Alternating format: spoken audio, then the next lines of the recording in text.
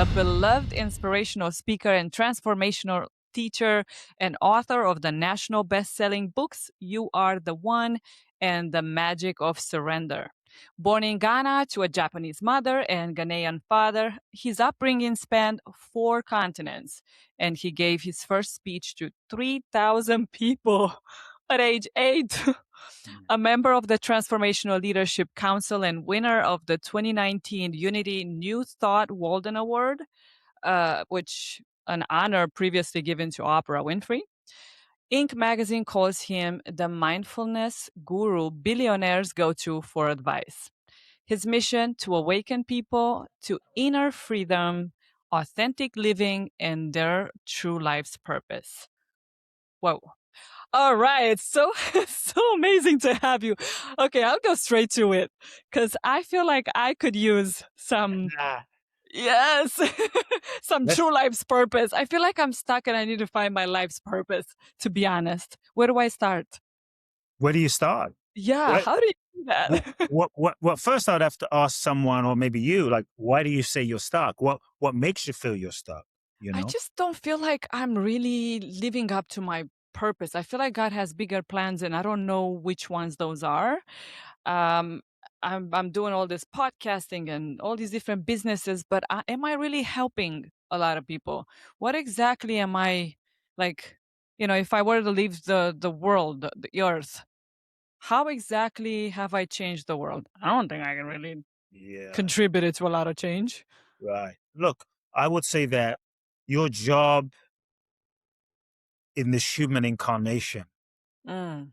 is not really to change the world. You are a soul that has incarnated into this human experience, ultimately to learn, to grow, to evolve. And your unique expression of the infinite intelligence. And you incarnate into this human experience to learn, to grow, and evolve.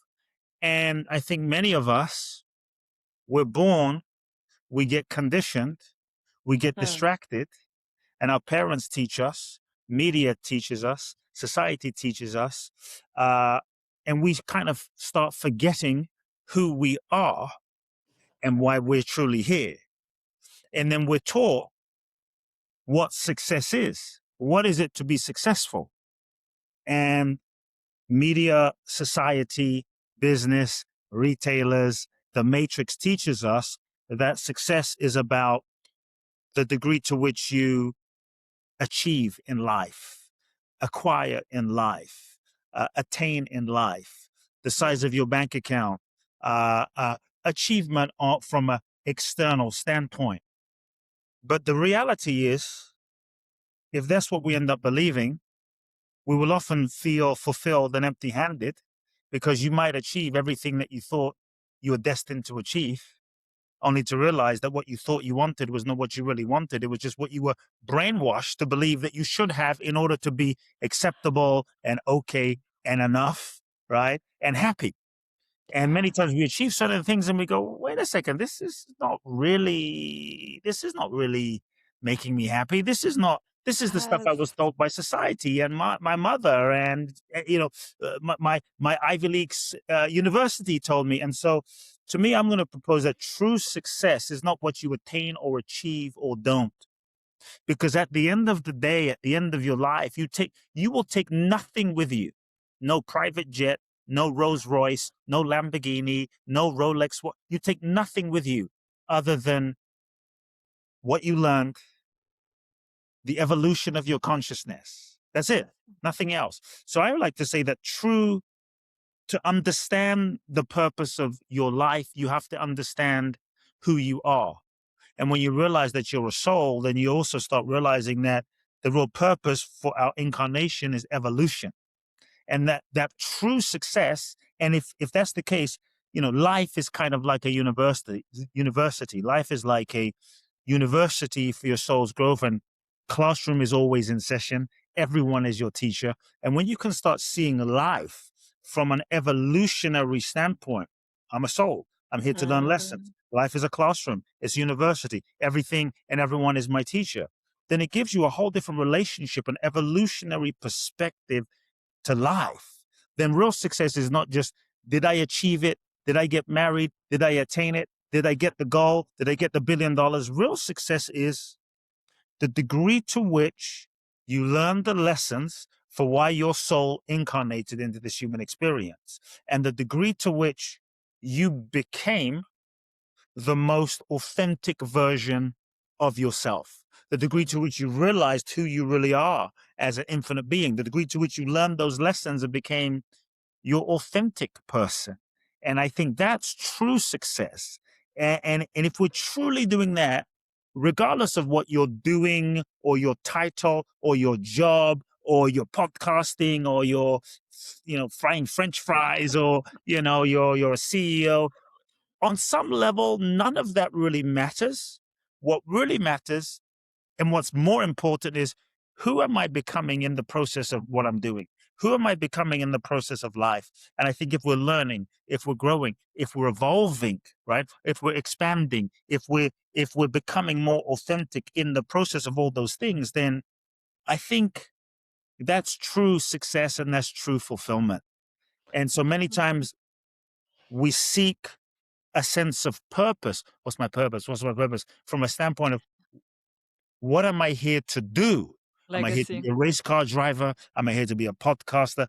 I'm saying on some level, it doesn't really matter what you do, because there's a deeper game going on, which is the game of learning, growth, evolution, and who you're becoming.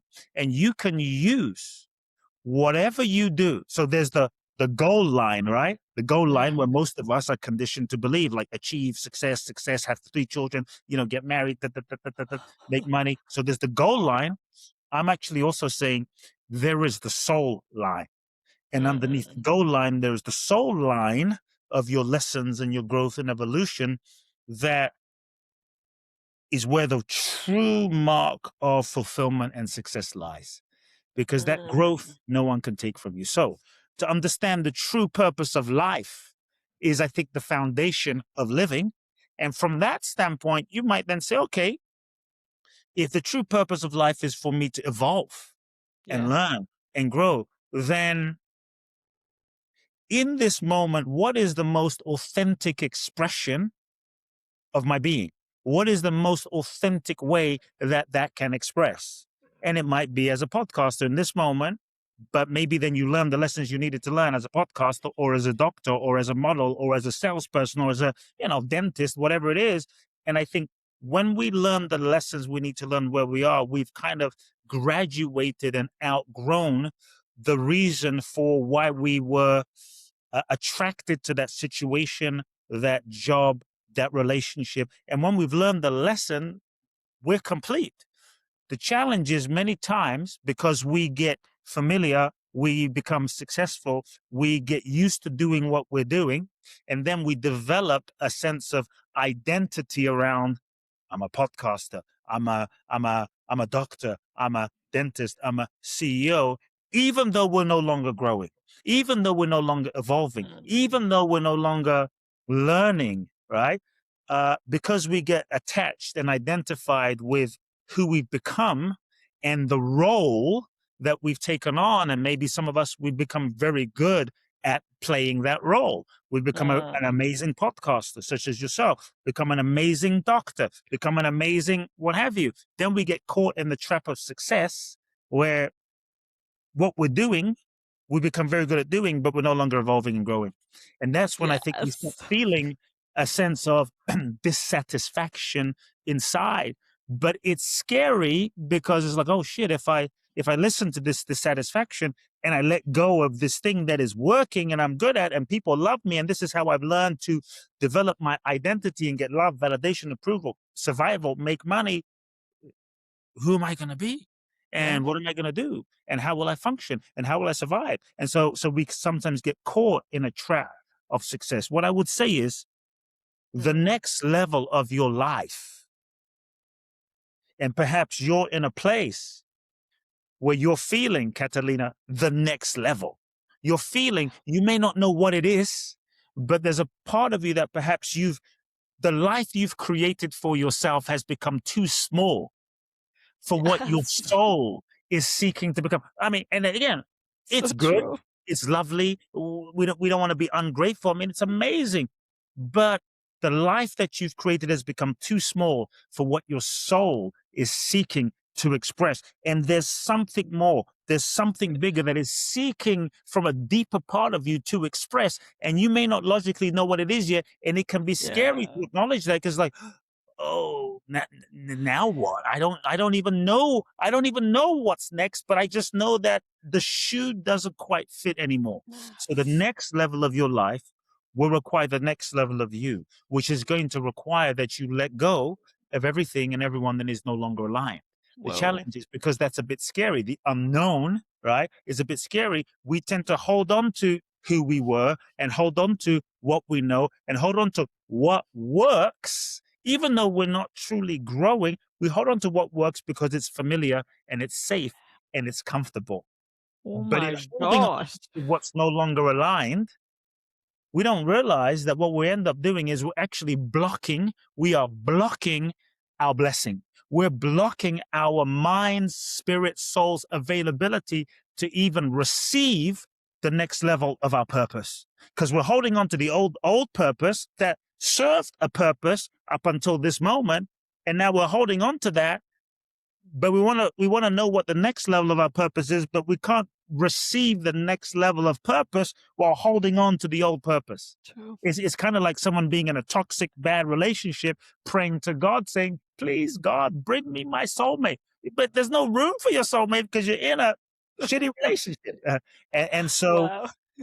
we have to be willing first to acknowledge the dissatisfaction. Uh, That's scary. It's like, dissatisfaction is a sign of growth. So you have to be willing to acknowledge, like, okay, it's scary to admit, but I've outgrown my life. My life is too small. I don't know what that means. I don't know what I'm going to do. I don't even have to take action. But the truth is, I've outgrown this. And to feel that uh, dissatisfaction. Many times when we feel that dissatisfaction, right, what we tend to do is we distract ourselves. We travel, we shop. Let me buy a new handbag. Let me go on more dates. Let me get a new car. Let me smoke it away, drink it away, shop it away, sex it away, my social gosh. it away, just so that I don't have to feel this sense of dissatisfaction. I'm actually saying no. Sit, acknowledge, be honest, and feel it. That dissatisfaction, if you sit with it, will create space for you to feel more deeply what is true. So you have to be willing to feel what is most true. And I think Hmm. in that space, something new can emerge. Then you can sit with, in terms of purpose. So let me just give people a Mhm. few keys to purpose. The deepest level of purpose is you are a soul and you're here to evolve. That's the bottom line. The only thing that is going on in this human incarnation is your evolution. That's it. Everything is here to serve your evolution. The job, the house, the car, the career, the experience is it's evolution. That's it. So when you understand that, Hmm. okay, but now what am I supposed to do? Okay, Right. in terms of purpose, here are 4 questions. Number 1, you don't have to know, because purpose is evolutionary, right? Hmm. At every stage of consciousness, you outgrow, you expand. There's another level of purpose to meet who you're becoming. So your purpose might continue to evolve as an individual as you evolve. What your purpose was when you were 14 is not your purpose when you were 21. It's not your purpose 31, 41, 51, 61, and onwards.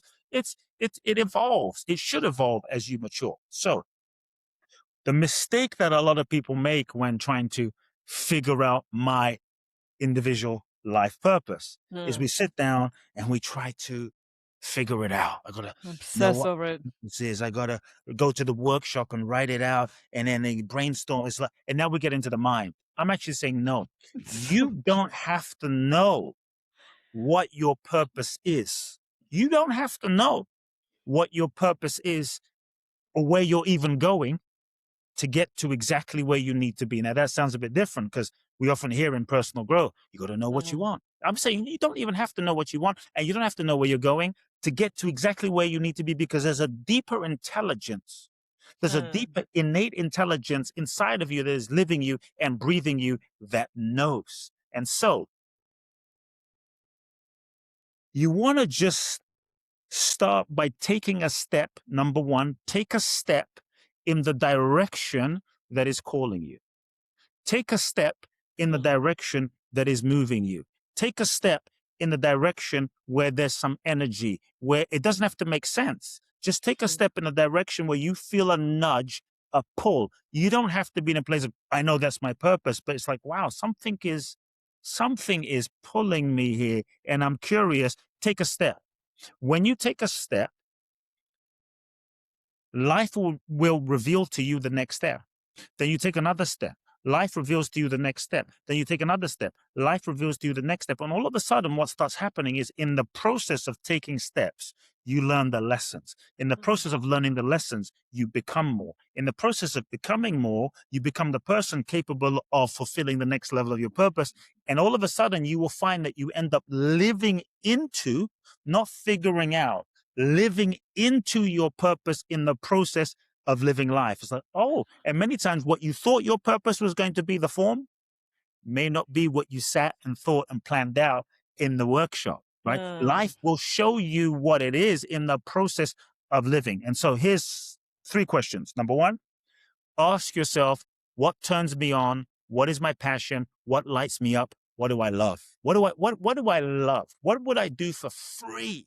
Right? For free. Now, that doesn't mean that may be your actual thing to do, but it starts a process. What do I want to lean into? What is most true? And what truly lights my heart on fire?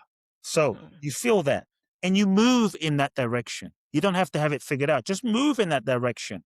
That's number 1.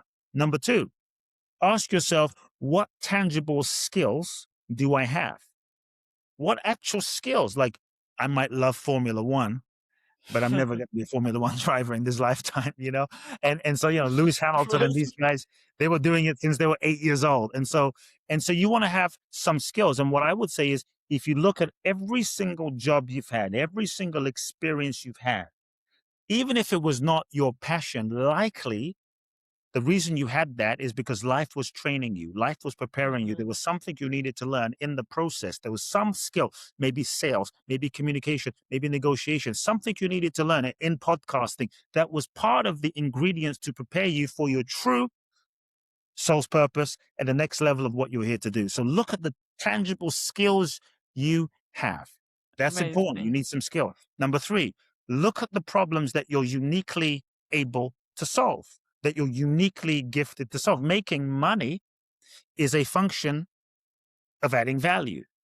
You add value when you solve a pain, a problem, or challenge. So when you look at what are my unique gifts? What do I love? What lights me up? What skills do I have? What are my unique gifts and what am I uniquely able to solve? Because likely there'll be people who don't have those gifts that you have. And if you're not truly recognizing that as a gift, there's folks that don't have that gift, that your ability to provide them with that service, that talent, that gift is going to solve a major problem. And money is the energy of exchange when you solve a pain, problem, or challenge. So that's the 3rd thing. 4th thing I would say is, look at the people, look at which group of people do you feel a connection to, an affinity to. Maybe you feel a connection to the teenage pregnant mothers. Maybe you feel a connection to the blind people. Maybe you feel a connection to the dolphins.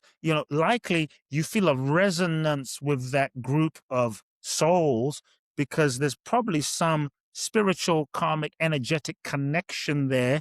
And that might show you who you might have been put on the planet to serve. And so last thing I'll say is, you don't have to have it figured out, but lean in. Just lean in. So let me back up. Remove what is not aligned, right? So this is what I would say to you, Catalina. Remove what is, like, all of this stuff. I'm doing this, I'm doing this, I'm doing this. And it's like, why are you doing all these things? Remove what you know in your heart is not aligned. Because when you remove what is not aligned, that's the surrender, you make space. You make space to receive the guidance. When your life is so cluttered with all these things you might be doing, then there's no stillness and space to receive and listen to the voice or the intelligence of your soul, the voice of God, the voice of your own intuition. So when you can remove the things that at least you know is not aligned, you make space, and now life can speak to you. Your intuition can start guiding you. So that's one, remove the space. Then feel where the energy is and take a step. You get curious, take a step. And as you take a step, life will show you, life will reveal itself to you. My I remember, goodness. last thing I'll say, I love it. you got me fired up about this. I remember, I went to India 20 something years ago. I went through my own transformation. This was before I started coaching people and teaching people. And I had an awakening experience in India. And I came back with a sense of, I'm here to help transform people's lives. Right. And it started one on one. But I remember I used to live in Los Angeles, and I used to live above a place called Air One. I don't know if you know Air One, but I used to live above this Air One market. And there was a park called Pan Pacific Park. And once I got back from India, I had these visions of reaching, millions of people through my books and my seminars, and all of this vision was in my mind. And I remember I would sit every day for about 4 months because I had no job. I would sit around and I'd pray to God, show me what my purpose is. Show me how I can reach people. Show me how I can, show me the thing I'm here to do, like this big thing that I'm here to do. And every day I'd sit there and pray for 2-3 hours because I could feel in my soul I was put on the planet to do something. And Yep. one day I heard a voice, Catalina, I swear it was like a lightning bolt. I heard a voice. I don't know if it was the voice of God, the voice of my soul, but it was like, you're full of shit. What?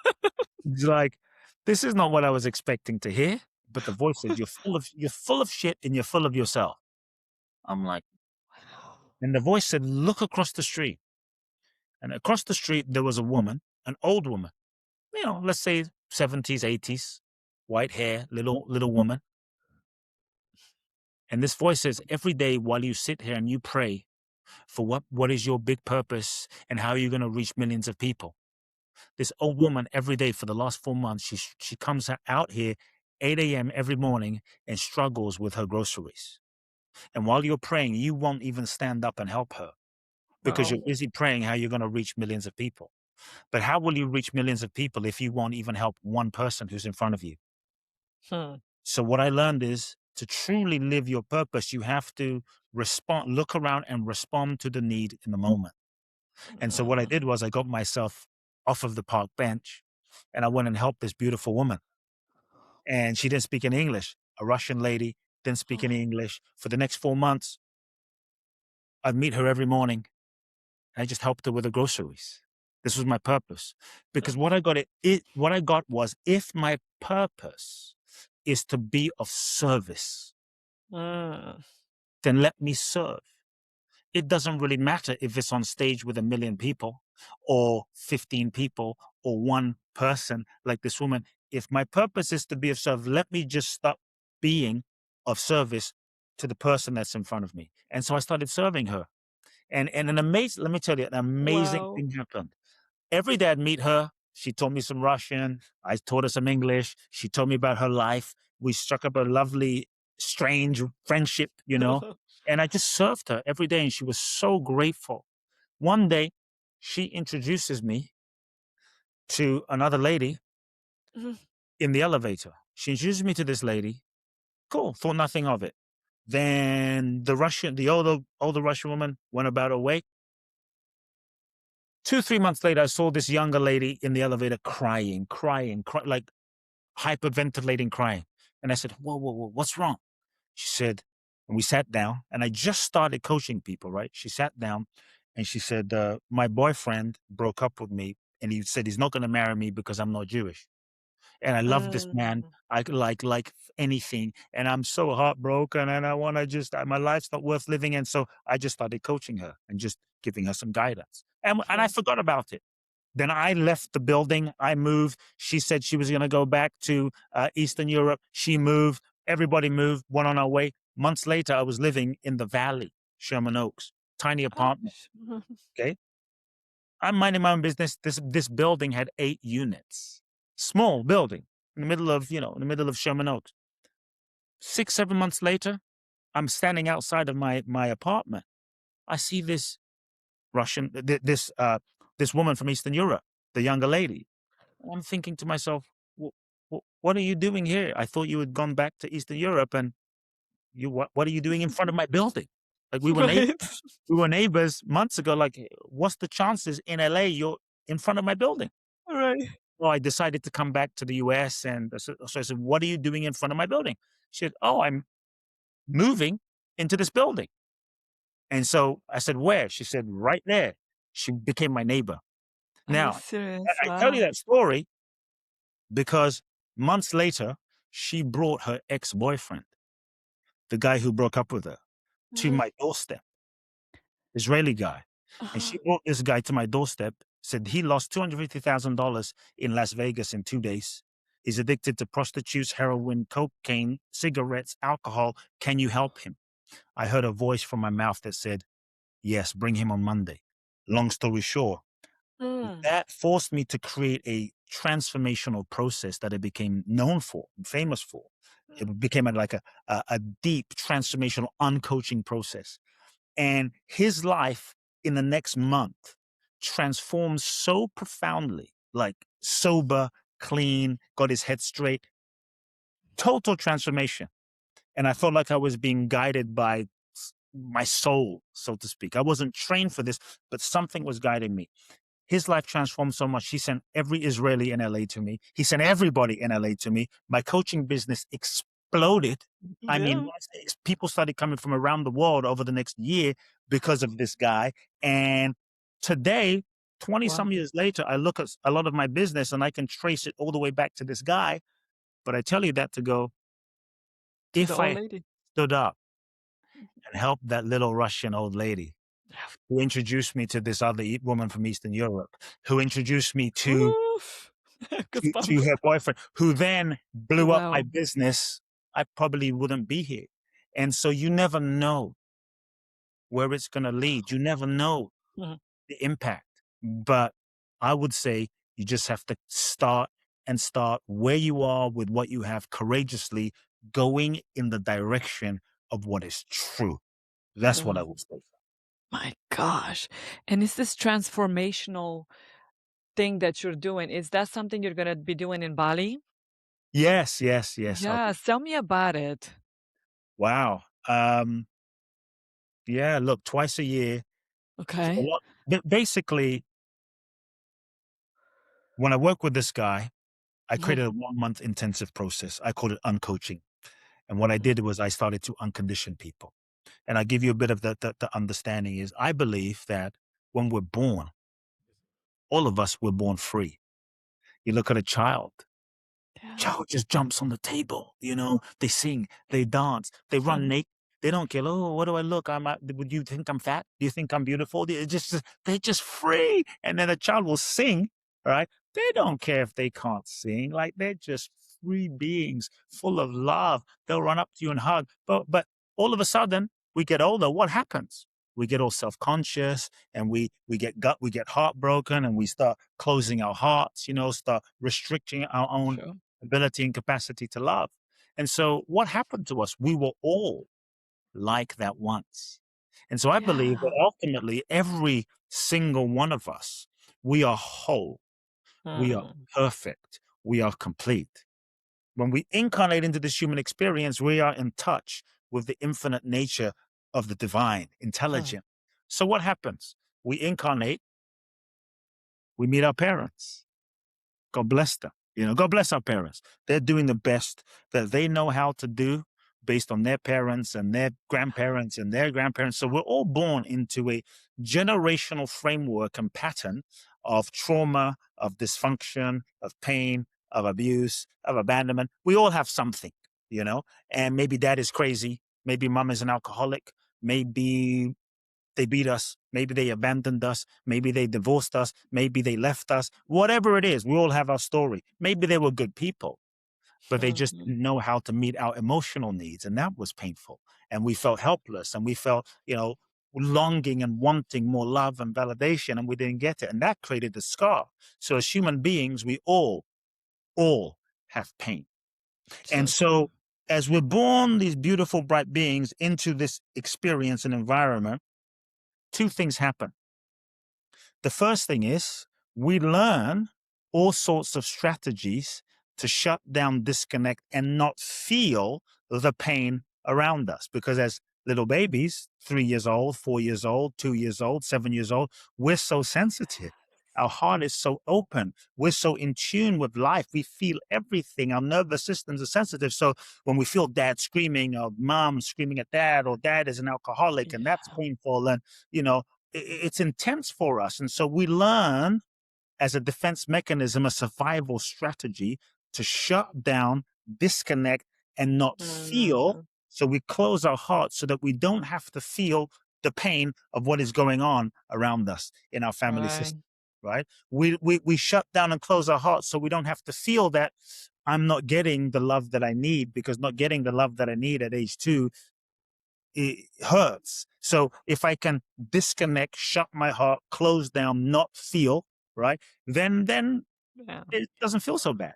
And so now we've learned all sorts of strategies to function and survive. And then we also grow and we look around us as children. We look Mm. around us and we go, oh, who do I need to be to get love from my dad? Hmm. Oh, who do I need Yes. to be to get love, validation, and approval? Oh, if I'm sweet, if I'm kind, if I take care of people, if I'm quiet, if I'm, and so we develop all sorts of masks, roles, personas, You're good. right? Wow. To become who we think we need to be in order to get love, validation, approval. Oh, I'll be funny. Oh, dad loves me when I'm funny. Mm, Oh, I'll get all A's. Or for me, I had to be the perfect son, the independent one. The caretaker's like, wow, Kute is so amazing. He's so responsible. And so then that persona gets reinforced. And so we learn strategies to disconnect and avoid pain. We learn strategies to develop a role, a mask, and a persona. And we start to contort ourselves into the shape of becoming who we think we need to be to get love, validation, and approval. And we become mm, this person. Hi, I'm Catalina. hmm. Or hi, I'm Kute.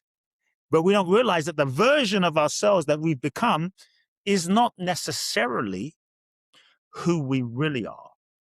True. It's just the conditioning that we learn to become so that we don't have to feel the heartbreak and the pain of dad leaving, the heartbreak and the pain of all the instability, the heartbreak and the pain of feeling helpless. And so now we've contorted into a shape to become who we think we need to be. So the version of ourselves that we become is not who we really are, it's just a conditioned version of ourselves. And the degree to which we are conditioned is the degree to which you are not free. And this is why many of Mm, us, we have dreams.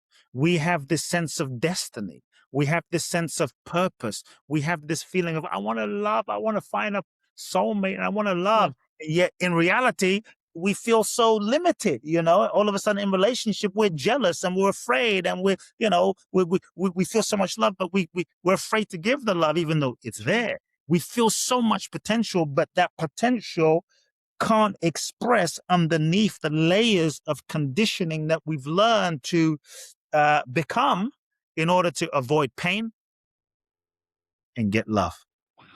And so Dang. the version of ourselves that we've become, I'm just saying, is not who we really are. But when we live inside of that, we're not free. We're not free.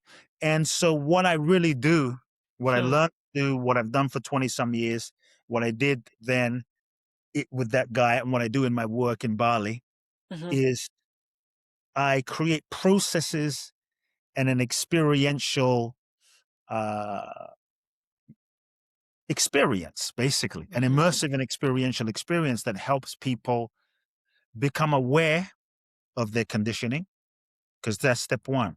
Most of us, we don't realize that we're conditioning. We just think that who we are is who we are. I'll give you an example. mm, I had a client. So I started doing these one-on-one journeys, right, with this guy. People started coming to me from around the world and transforming in 1 month. Then I created another process. I don't do this anymore, called the liberation experience in India. I take one person to India. I take away your passport. You're stuck with me for 12 days.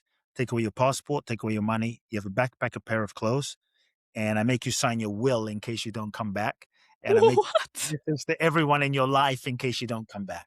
And this became a very well-known process. I did 21 of these journeys with 21 visionaries, entrepreneurs, leaders, basically. And it became a very intensive, transformational process in such a deep way. And then what started happening is people started asking, can you take a group to India? And I didn't feel called to take a group. And months later, I ended up going to Bali. And years later, I ended up going to Bali. And when I was in Bali, 17 or so years ago, I had such a beautiful experience. I had such a transformational experience because Bali is so feminine and so healing, and so transformational. So I was guided to create this journey to Bali. But Okay. back to my client, I had this client. He came to me for the India experience in India. The liberation experience is one-on-one, by the way. And he came to me and he said, Kut, he was referred by his wife. And he said, Kut, I feel so much potential. There's so much I want to do and express and give the world, but I feel afraid. I feel like I'm holding back my voice. I'm holding back myself. But he said, I think I'm just shy. It's just, my wife is the outgoing one. I'm the introvert and I'm just shy. And I looked at him and I said, you're full of it. You have been lying your entire life. I said, you are a lion pretending, because of your conditioning, to be a mouse. He looked at me a bit shocked. When I took him to India on the first day, I asked him a series of questions, very specific questions. And he came back to me 24 hours later and he says, Kut, overnight, all night, I have been weeping and crying. He says, I'm 55 years old. I haven't cried since I was 5. 50 years. Wow. He said, based on what you asked me and the processes you took me through, I began to understand myself. I said, what did you understand? And what did you see? He goes, I've always said and convinced myself and everyone that I'm just shy. It's just who I am, right? This is just me. This is who I am. But I'm asking everyone listening, is who you are who you really are? Or is it just who you've been conditioned to be? Oh my gosh, yes. Right? And Woo. so his whole identity was, I'm just shy. I'm just a shy guy. And he's been living inside of that identity his entire life. So what he said was, Kut, I've been crying overnight, 10, 12 hours, nonstop. I can't stop crying. He said, I realized that at 5 years old, I completely forgot this memory. But at 5 years old, I didn't remember, but I remember that I was molested by my uncle. It's like, whoa. Something happened to him at 5. No child should ever experience.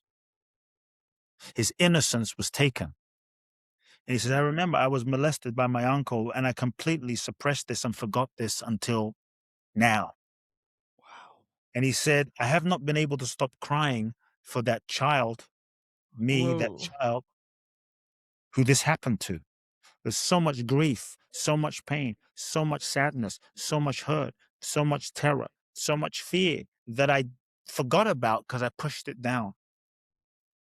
What he realized in that moment of grieving, and obviously I had to take him through some things, but what he realized in that moment, Whew. as a 5-year-old boy, he was bright, right? He was radiant. He was just shining, innocent, open. That innocence was taken advantage of. So he made up in his mind, not consciously, when I'm seen, bad things happen. So it's not safe to be seen. Wow. It's not safe to be seen. None of this is rational. It's unconscious, right? And so if I hide, if you can't see me, if I'm shy, if I'm introverted in the background, then if you can't see me, you can't hurt me. And now he became the shy guy in the background, not because that's who he really was, Yeah. but because that's who he learned to be in order to function and survive. And he's lived his whole Okay. life in this persona, in the prison of this personality, married a wife who talks so much he doesn't even have to talk. And he can hide. He's been hiding his whole life, hiding his talent, hiding his voice, hiding his gift. And many of us, Yeah. maybe someone listening to this podcast, maybe you've been hiding as well. And yet there's so much that you know you're here to give. And Hmm. so he realized, oh, who I've been being is not who I really am. And so what I really do is I help people become aware. First step to transformation is we have to become aware. Hmm. And so when I take people to Bali, so what Yeah. happened is a lot of people said, can you take a group to India? I said, no. And then I was guided to take people to Bali. And I was told in my meditation that there were souls, that there were leaders, there were visionaries, there were souls that were destined to impact humanity. And that this journey was a profound healing transformational journey that was designed to prepare the visionaries and the leaders of the world. And I've done this journey over 15 years, Catalina. I've done this journey, 24 journeys, and I've seen miracles happen. And what I do Hmm. on journeys, all I'll say is I help people identify those blocks. I help people identify those things that they're not even aware of that's been blocking them.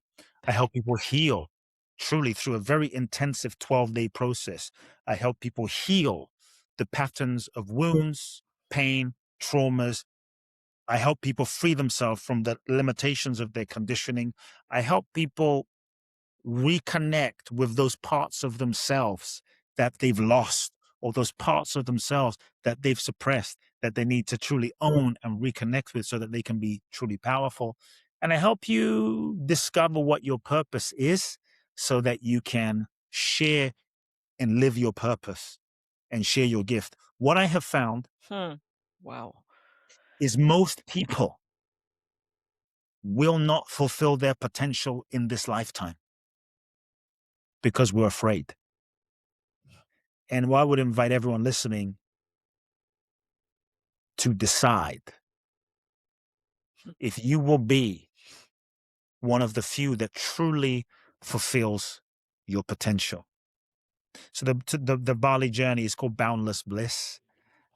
It's a truly life-changing journey. I was told in 2024 that I'll do no more of these journeys. After 24 journeys, in end of 2024, I didn't. I put them on hold. I didn't do Why? any 25. And mid 2025, I was guided to bring it back for one more year. And so in 2026, I'm doing another round of these journeys. And Okay. When is it? uh, depending on when people listen to this, Can I would say December the 5th through the 16th. okay. December the 5th through the 16th will be my final journey. If anyone listens in June, June 26th through July the 7th, but likely most folks will listen sometime after June. So December the 5th through the 16th, and that's going to be my Why final. the final? Uh, I'm guided to the next level. You Okay. know, life is a process of evolution, and I feel guided to take my work to more mass people and focus on processes and experiences that really reach more mass through publishing and my books and mass seminars. So, 15 years I've done these intensive retreats, and I think it's probably one of the most unique processes on the planet, Yeah. truly. But I believe any human being can change their life, but it takes number one, a Correct. decision. Hmm. And one of the reasons we don't change is because we have many, shall we say, unconscious payoffs Hmm. being stuck. We're afraid of changing because change is the unknown. We might be suffering, but we're afraid of changing because change is the unknown. We're afraid of changing because we might get hurt. We're afraid of changing because if I change, I might get disappointed. But if I stay the same, we're afraid of change. Oh, if I really change, then maybe that will mean my relationship is over, right? And so if I stay the same, then there is a feeling, a sense of familiarity that even though it's painful, even though what I'm experiencing may not be what I want, it's familiar. I can control it. It's controllable. And so this is often why many times we don't change, Yeah. out of safety, out of comfort, out of self-preservation. And so I think something happens when you decide enough is enough and I'm ready with my whole heart. That's when grace flows and that's when the magic happens. And I think that begins the process of truly, truly surrendering more than anything. Mm. Could you have this healing presence? My right eye keeps tearing out of control and I'm trying to mask it. I don't know what the hell is going on. Why am I crying? So you have this. How much is this ticket? Because now I'm interested for myself. Yeah. Shoot. Look, I would say if you feel the calling, look, I was honestly, I was Yeah. told when I created this journey, I was told that there were souls that were destined to do it, that I had a soul agreement with. Hmm. And that these souls were souls that part of my mission is to prepare the future leaders and visionaries to help them clear away the conditioning so that you can truly do what you're here to do and fulfill your destiny. And that's what this process has been about. We've had billionaires, celebrities, entrepreneurs, salespeople, regular people, every cross section of humanity. And I've seen people come on this journey and have been heartbroken and helpless and have left flying. I've seen people come having never spoken to having not spoken to their parents for 20 years and mend those relationships. I've seen so much healing happen, and it is a deep healing journey. But what I Yeah. was told was there are souls that are destined to do it, and when they hear about the journey, they would know, they would Hmm. feel the calling. And honestly, I didn't believe it. I didn't think anybody would come. And after the first one, people came and it was miraculous and truly miraculous. And everyone that comes really is required to feel a calling, to feel a calling. So if you feel a calling, Where freaking I? What the hell? it's a sign, Kat. Lord have Yeah, mercy. it might be the sign. The world. Wow. Look, when I look at the world right now on a different Hmm. note, when I look at the world is going through so many changes. We are Right? in challenging times. We are in intense times. Old systems are collapsing, old relationship models, old economic models, old political models, old ways of doing things. I mean, AI is disrupting Yeah. humanity in such a profound way. We're living in an intense time. Some might even call it a crisis on planet Earth. In Chinese, the word crisis also means opportunity. And so I Mm. feel as though in this moment, of emergency on planet Earth. This is an emergency that we're going through on planet Earth. That there is something more that is seeking to express. And somehow you and I and everyone listening, your soul has incarnated at this time in human history for a reason. Like Mm. it's no accident that your soul has incarnated at this particular moment in human history to participate in the evolution and the awakening of humanity. And and we can no longer go back to sleep, push the snooze button. We're being invited and we're being challenged to wake up more than ever and give our gifts. And I would say the world, Catalina, needs your gifts. The world needs my gifts. The world needs every single person's gifts more than ever. And what if Mother Teresa didn't, and what if Gandhi allowed his fear to hijack him? And what if Martin Luther King was lazy and didn't go for it? What if Mandela said no, right? And so I would say if anyone, if you're feeling a vision, if you're feeling a calling, if you're feeling like there's something I'm here to do, a goal, a dream, a vision, and it's bigger than you, you think that dream is your dream, but that dream belongs to life. And that vision has chosen you. You haven't chosen it. It chose you because you are the perfect person who is able to fulfill that dream and that vision in your unique way. And every single thing that you've been through in your life, every trauma, every pain, every betrayal, every heartbreak, everything has been part of the divine preparation to prepare you to become the person who's capable of fulfilling that dream and that vision. And so I invite everyone, look, we're living in intense times. Say yes. Say yes to that vision. Say yes to that calling. It's, surrender to it. Often we think in our culture that surrender is weak or that surrender is passive, but I'm actually saying no, surrender is the most powerful thing that you can do. Surrender is the real secret to manifestation. It's the real, it's the password to freedom. We sometimes think that if I truly say yes and I surrender, I let go of what doesn't work and I say yes to what is calling me, even though I don't know what it is, which can feel scary. If I truly surrender, then it's giving up.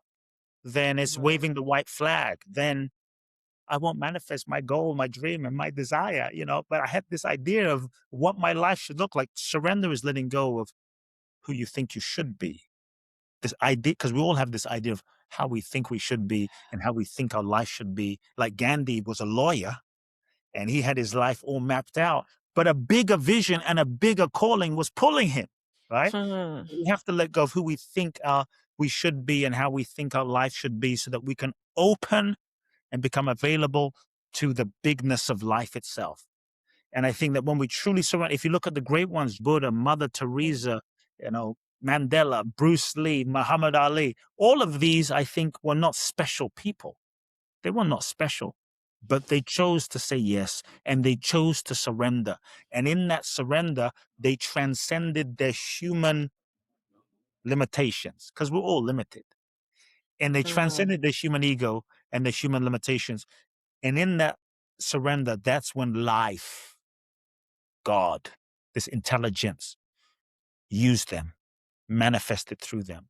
And what I really want everyone to know is if you truly surrender yourself to who you are and why you're here, then life, here's my promise, life will live you. Life will use you in ways that you cannot even imagine. And this is when miracles will happen. That's the promise. So, wow. Yeah. Wow. I have so many more questions for you, but I know you have another appointment with Part you. two. Do a part two sometime. Oh my gosh, I would love to continue the conversation with another, potentially if you're ever in Vegas. We'll But do it. where is it possible to have the link to your Oh, retreat? Also, sure. who should not come to your retreat? Who's wasting their money? Who's wasting your time? Here's what I would say. Okay, for those that feel, I would say if you're someone and you feel that you've been put on the planet for a purpose bigger than yourself, and you know it. Maybe you're living it, maybe you're not living it, but you sense like there's more. Mm, If you're tired of just reading the books and watching YouTube videos and gathering more information, because information does not transform your life. It will not. But if you're ready to truly heal for real, like for real, and if you're ready to surrender and say yes to your soul's destiny so that you can be used by life and fulfill what you've been put here to do, and you're truly ready to get to the root of what has been blocking you and unravel that so that you can get on with why you're here, then yes, this is for you, And if there's anything I've said and you don't have to understand it, but maybe you feel, because I was told there were souls that would feel the calling and they would know. And I can't, Catalina, I can't even tell you how many people have come and they're like, I don't even know. I just heard about this thing and I just felt something. It wasn't logical. I just felt something. It's a destiny, you know? I Mhm. think nothing can truly stop our destiny. And so if you've been looking for a sign, maybe this is your sign. You can go to www.boundlessblissbali.com. That's boundlessblissbali.com. I'll put Watch it the in the video. Yeah, watch the video and read the website. It's a hero's journey, so there's many details we don't go into, but Mhm. what is required is you apply, and when you apply, there is an interview process, Okay. where my right-hand person is trained because we really wanna make sure that those that come truly feel a calling, not a Yeah. calling because it's Bali or a calling because of the price or a calling because it's convenient, but, like, they feel a calling. Mhm. Number 2, that every single person in that room, I take 18 people maximum, that every single so it's not like 32 people, 100 people where you can get lost in the crowd. Every single person will go through breakthroughs. And so we really screen people, truly screen people to make sure that every single person in that room is truly committed. Wow. So that when you're in that room, you are in a room of truly profoundly committed souls who are like ready to roll up their sleeves and free themselves for real. And I'll be honest, it's truly a miraculous process, and it kind of seems like, of course, Kut, you'll say that, but I mean, it's I as the facilitator, and I Mhm. facilitate all 12 days, am in awe at the profound miracles that happen. So if anyone is thinking, well, I've done all these things and I've done all these seminars and I've not experienced breakthroughs, and I'm saying if you feel a calling and you say yes and you show up and you commit and you go all in, I will guarantee you healing, breakthroughs, and the fulfillment of what your soul is seeking on the journey. That is my commitment and that is my promise. For me, it's not a business. It's a this has been a destiny and a calling to help people's souls break free. And so, That's yeah, amazing. depending again when this is published, December the 5th through the 16th will be the final journey, and June the 26th through July the 7th, which is a few Okay. weeks away. If someone listens and they're feeling W spontaneous and ready, that We'll they can. publish soon. We'll publish by the 15th, so it should be Amazing. Amazing. yes. Amazing. Wow, good. It's such an honor, and it's just Uh, I just feel like I've met you before for some reason. I feel like the reconnection. The yeah. reconnection. So I would love to keep in touch, and I would love to even understand like your father's miracles and talk about your mom because I've watched a lot of Yeah. interviews. She's not mentioned. Like, why don't we hear about your mom? Like, I want to Let's let know. let I promise, let's do a part 2 and get into Yes, some of that other stuff, I that just would be got me so amazing. excited and I just kind of I love it. There's so much to peel from you, so feel much wisdom. And what are these billionaires crying about when the doors are closed?